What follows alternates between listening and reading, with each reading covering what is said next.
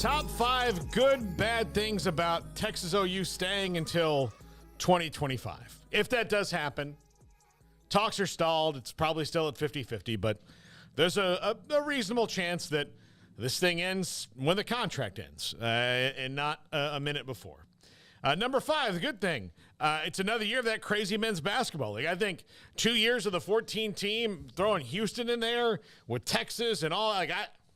I think that'll be great. It'll be fun to watch. It'll be stressful. It's already stressful now, but you throw all that into that, and, who knows if, the other three can. Brigham Young has an arena that's one of the largest college arenas in the country. Yeah, so all of that'd be great for 2 years to have that 14 Cincinnati's history with Oscar Robertson and company. I mean, I know it's not been the same.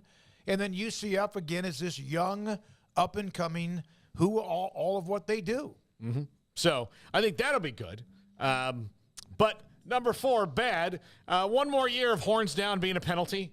We have to put up with that. I think we're all kind of over it now, but don't it'll know still how be a thing. Mark thinks about that. What, horns down? Yeah, I wonder if he just says, screw that. Well, I mean, you should. But people maybe need to let it go. It's been made worse. The weird thing about it is it's a very cyclical, stupid thing. It's been made worse by Texas even bringing it up. And then now people do it for spite as opposed to just in the moment of doing something. But one more year of us having to deal with that and that being a conversation. And it may be happening in a game and affecting it where it would not happen in any other conference, but this one. Yeah, I think this is all very dumb, the whole horns down thing. I mean, not the hand signal itself. I mean, I understand why, people do it, but it's just way too much has been made of this. Mm-hmm. I mean, way too much. Like it's a big controversy or something, and it has no reason to be. Mm-hmm. I mean, it really doesn't. And the conference started it themselves by making it a penalty to begin with, and I still don't really understand. I mean, I don't care enough to delve into like all of the reasonings behind it. I know it's taunting, and there's that part of it, but I feel like there's just way too much made of this stupid hand signal and the reaction to it. Yeah, absolutely. But there's only one hand signal with a finger or two that would be offensive. Yeah, I mean, it's not like the throat slash or the choke gesture or all that other stuff. I mean, it's just the opposite taunting, but there's lots of that goes on. Yeah. Like, I mean, I just don't understand why this is singled out. But again, I haven't dove into, the details of all of that. But I think it's silly. Yeah. Number 3, good. Maybe the league can market the send-off. I think that they should. I don't know. Like, I get that Texas, especially based on the fact that they didn't do anything about the schedule release the other day, makes me think that they wouldn't necessarily want this. But if I'm the Big 12, I'm going to, like you said earlier, Craig, squeeze every last penny and drop out of them. And that means, like, look, I'm gonna make a big deal. If this is the last time something's happened or this is happening in this league, I'm gonna market it. I'm gonna try to make sure people start watching, and then maybe they start watching and realize that the league is good and outside of those two teams and get a little excited about it and get hooked. I mean, you got to push it as much as you can. And instead of pretending like just one day we're all going to wake up and forget that it was ever a thing.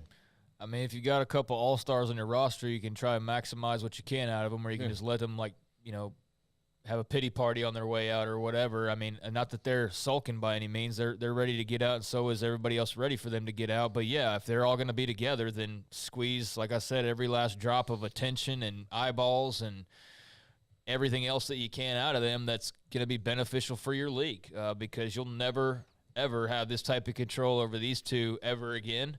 And so, I think that whatever marketing that is or what have you, I think you got to be intent with the schedule. And I think that they, ultimately left it up to computers, but I do feel like there had to be some personal touches as far as the schedules go. And if not, then there probably needs to be moving forward. Like, what if the computer doesn't spit out the maximization of the possible schedule you could have for those two on their way out, then you probably need to tweak a few things, because, you need to take full advantage of it. And no, that doesn't mean sending them to 10 road games and, in conference play, but make as many juicy matchups as you can. Make as many, big time feel games as you possibly can. And I definitely think there's a way to market it. and it's not no, hey, goodbye. But in so many ways for the ones staying, it could be that. And for those leaving, like it's ending on a bitter note, but there was a lot of good done over the years. There was a lot of bad and ugly too at times, but they're going to have a big part in the history of the Big 12 no matter what. And, I don't think you have to necessarily go out completely on the outs. There can be some level of mutual respect, but both parties would have to want to play into that. And, not even acknowledging the schedule release, is not really mutual respect. But, I understand there's going to be some of that along the way.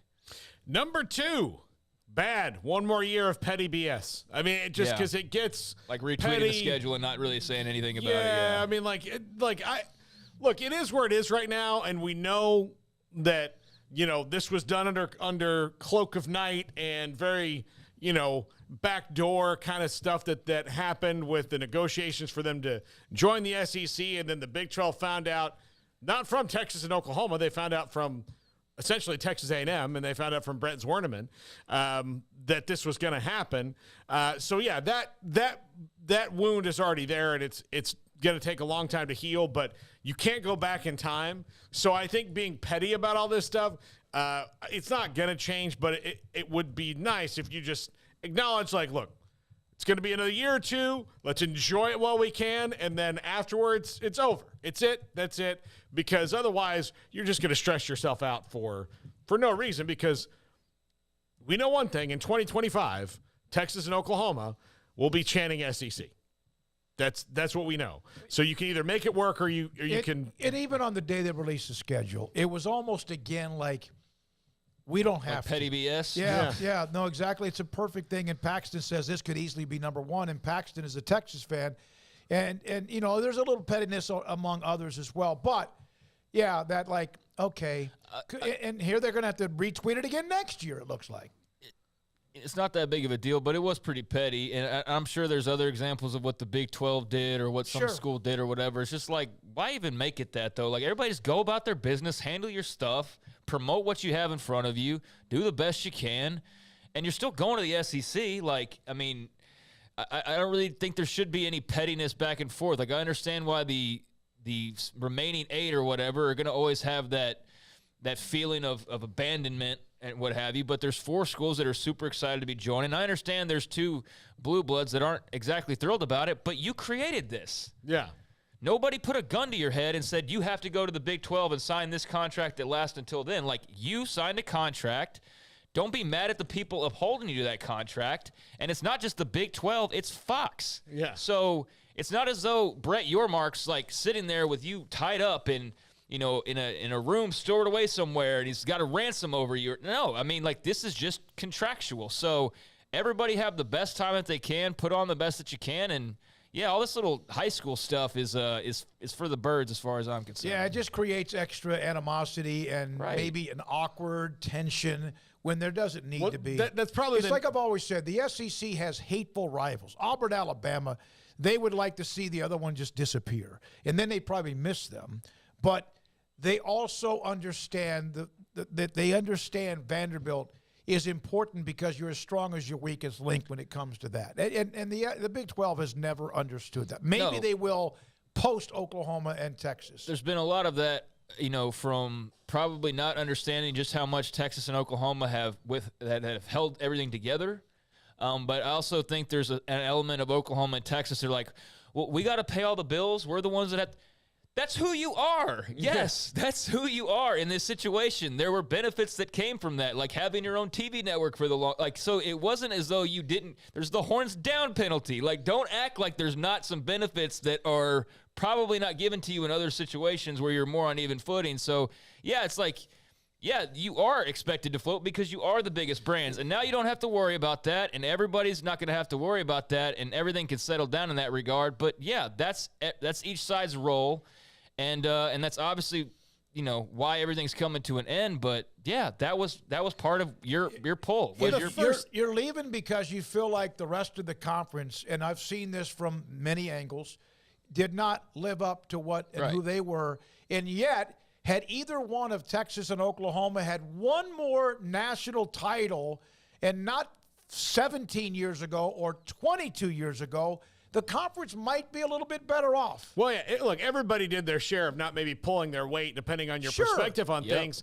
No one's ever argued the value of Texas and OU. No one ever. But like Texas and OU, if you're mad about paying the bills, you also demanded for years that you both got more money than everybody else. So and there were some others that were helping.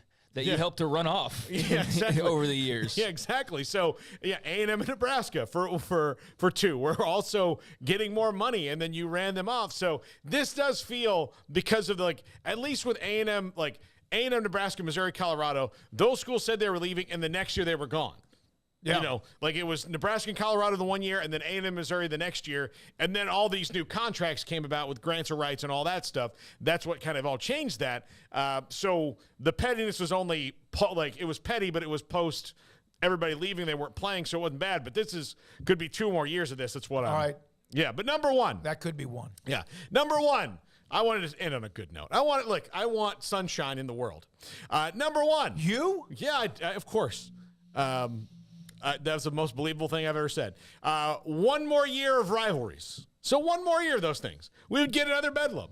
We'd get some of the games maybe that we didn't get this year on the schedule that we were all upset about not seeing. So you'd get that. So, I think that's not a terrible thing to get 1 more bedlam, to get some of the matchups we wanted to see. And some that we're not going to see in 23, exactly. We might now see in 24.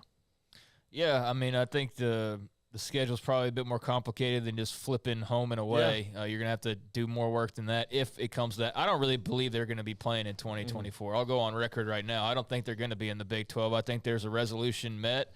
But as I said earlier, if they have to play in 2024, that's not going to upset me.